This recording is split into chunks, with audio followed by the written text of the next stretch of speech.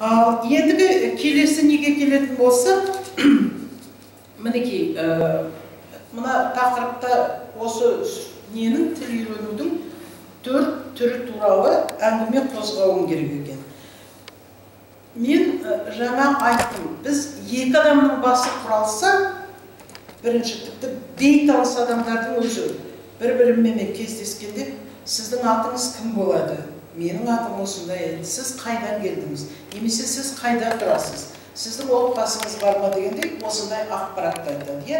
Және орыс тілінде айтқанда самый приятный, самый красивый звук – это имя человека. Адамның өзінің аты екен. Сол сияқты адамның өзінің аты, адамның өзінің әрекеті, адамның өзінің күнделікті жұмысы, адамның өзінің отбасы, оның әуестігі, мінекей, ең құлағына жағымды, ең әдемі, ең әуезді әңгіме адамның өзі туралы екен. Сол себепте мен осы бүкіл әдістемемді осы неге бейімдедім. Және осы әдістемемнің несі, девизі өзіңді тіл арқылы таны деп. Осылай қойдым. Сондықтан неге бүкіл әдістеме осы неге осы ұранға бағындырылған. Сондықтан адам жаңа айтты ғой, кішкентай кезінде жаза білмей жүріп, оқи білмей жүріп, тілді жақсы дәрежеде меңгереді деп. Не себепті? Құлағынан естіп. Мысалы үшін біздің Абай айтқан екен, Абай ғұлама, философымыз, енді ол таныстырып жататын несі жоқ. Құлақтан кіріп бойдалар әсем әнмен тәтті күй дейді. Мен қарап отырсам, шынында да құлақтан кіріп бойымызды алатын әннен басқа өзіміздің әуезді, әдемі, терең мағыналы тіліміз бар екен. Не себепті біз осы табиғат берген қабілетті пайдаланбаймыз? Сондықтан ең бірінші мен жаңағы тыңдау мәселесіне тоқтағым келеді. Тыңдау да сөйлеу әрекетінің бір түрі және оны үйрету өте маңызды.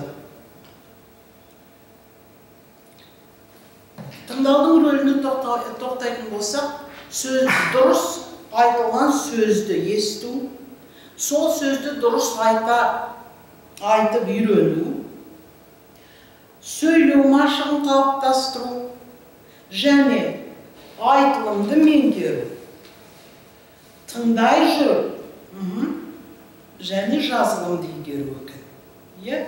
Ал енді бұныңды жаңағы беталды тыңдайды екенбіз деп, әрине, көпшілік жаңағы мұғалімдер айтады, телевизорды тыңдаңыз, теледидарды тыңдаңыз, радионы тыңдаңыз, қазақша әндерді тыңдаңыз деп.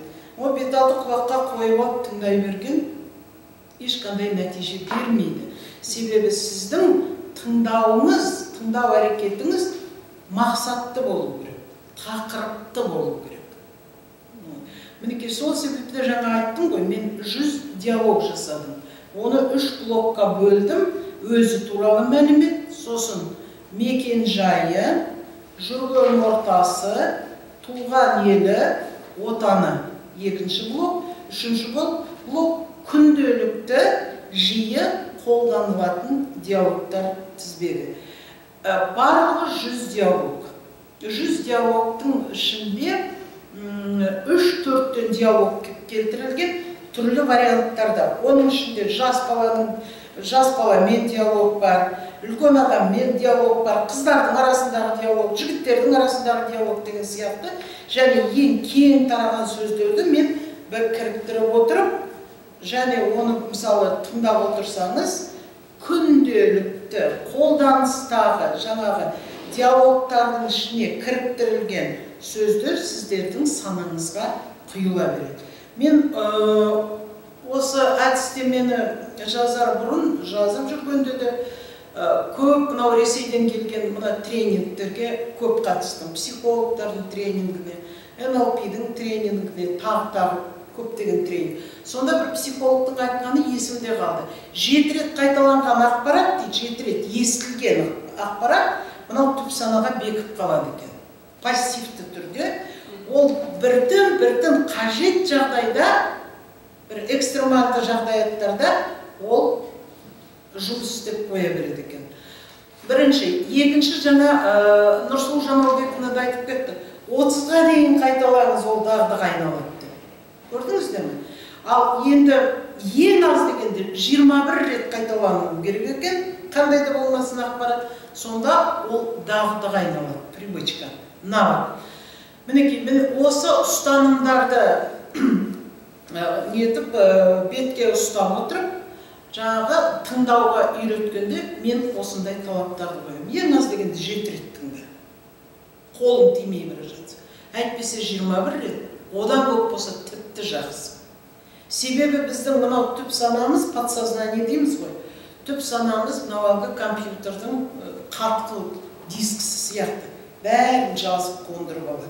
Әсіресе егерде осы ақпарат сіздерге қажет болатын болса, мен осыны үйренейін деген ынта болатын болса, сіздердің санаңыз соны тайға таңба басқандай басып алады.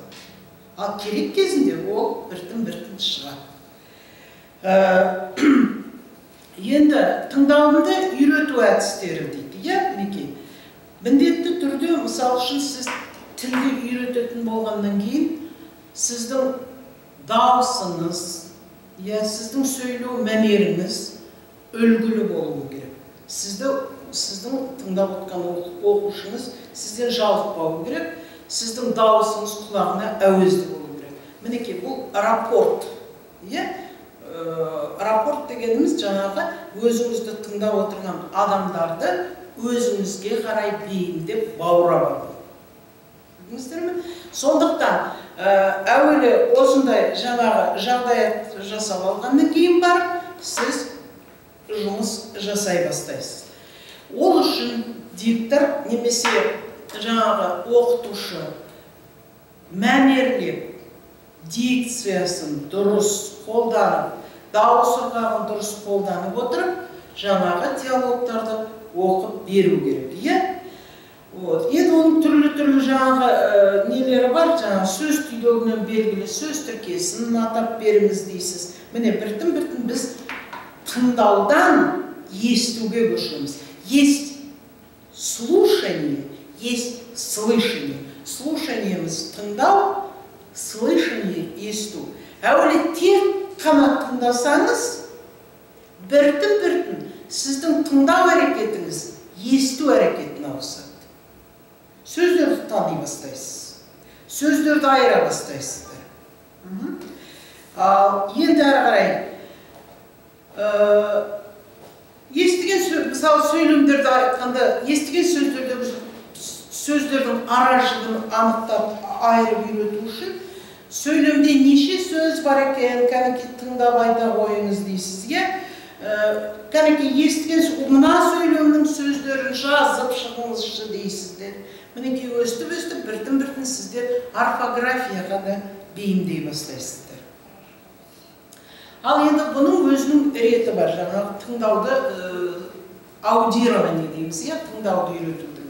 Ол әуелі мәтінді тыңдауға дайындап аласыздар, одан кейін мәтінді мұғалімнің, әйтпесе диктордың орындауында тыңдап шығасыздар.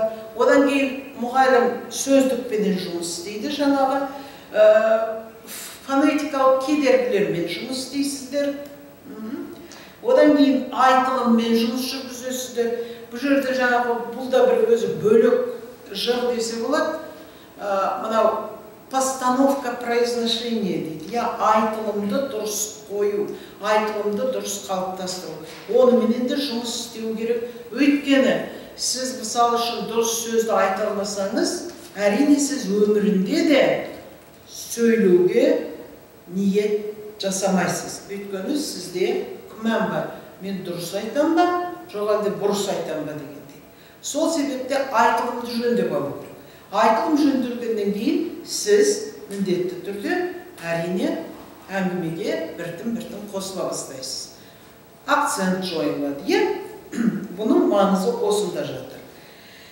Және ең аяғында осы диалог, немесе осы модуль, немесе осы блок қалай меңгерілді, мінекей соны енді ол кез келген мұғалімнің парызы жасалған жұмыстың қорытындысын шығарып, меңгеру деңгейін қадағалау. Мысалы, диалогты оның түсінгенін қалай тексеруге болады. Жаңа бір нелерін айтып кеттім. Мысалы, ойын ретінде де тексеруге болады. Мен кейде, мысалы, бір әзілдерді оқып берем, біраз бір нен еткеннен кейін, бір сыпыра тыңдап алғаннан кейін, мына әзілді тыңдаңызшы деймін, тыңдап отырады. Сосын оның бет әлпетін қадағалап отырады. Өйткені бет әлпетінен белгілі, түсінді ме, түсінбеді ме? Мысалы, сіз неге сондай күлкілі әзіл әңгіме болғаннан кейін, мен одан ол міндетті түрде жымию, бір реакция жасайды. Сол кезде сұраймын, сіз неге жымидыңыз?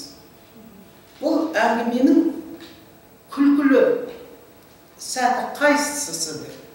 Сонда ол өзінше жаңағы түсінгенін білдіреді. Тіпті қазақша бірден айтып бере алмаса, мен орыс тілінде айтқызамын. Себебі, я получаю от него обратную связь, что он понял информацию. Көрдіңіз бе? Ал оның сөйлеу деңгейіне шығу біртін-біртін қалыптасады. Кейбіреулер келеді, ақшасын төлейді, жаңа ойлайды, міне мен келдім, ақшамды төледім, алдамай билейсің бе, секіресің бе, мостик жасайсың бе, төрт аяқтап тұрасың ба, мен қазақшаға үйреттім. Мен бұндайдың бұрын басында тәжірибем жоқ кезінде соларменен ақтер көктер жұмыс жасайтын. Отырады. Тіпті жазбайды. Мен айтам, жазыңызшы. Мен айтам, жаттығуды орындайын. Не могу я писать. Мен немен үйренгенмін компьютер. Алдына компьютерден. Давайте я вас буду лучше слушать. Мен айтам, тек қана тыңдап, сіз ештеңе үйренбейсіз. Сіз жаттығуыңыз керек. Кейінгі кезде мен ондай адамдарменен мүлдем жұмыс істемейтін болдым. Бас тартам. Ол үшін жоғары баға қоям, жоғары бағаға көнсе, жұмыс істеймін. Көнбесе, значит, вот так язык нужен. Мен солай түсіндім. Енді кішкене орысшаға түсіп кетіп жатыр. Мына алдыма орыс тілді оқушылардың көзім елестеп кетеді, сол кезде орысшаға ауысып кетеді. Мінекей, бұл тыңдау жөнінде айтылған әңгіме. Сұрақтарыңыз бар ма? Әрине. Егерде бұл мәселені бас-басына қозғай берсек, айтатын әңгіме толып жатыр, ұшы ойыры жоқ, терең. Сұрақтарыңыз болмаса, онда келесінеге көшейік, е? Тоқтатып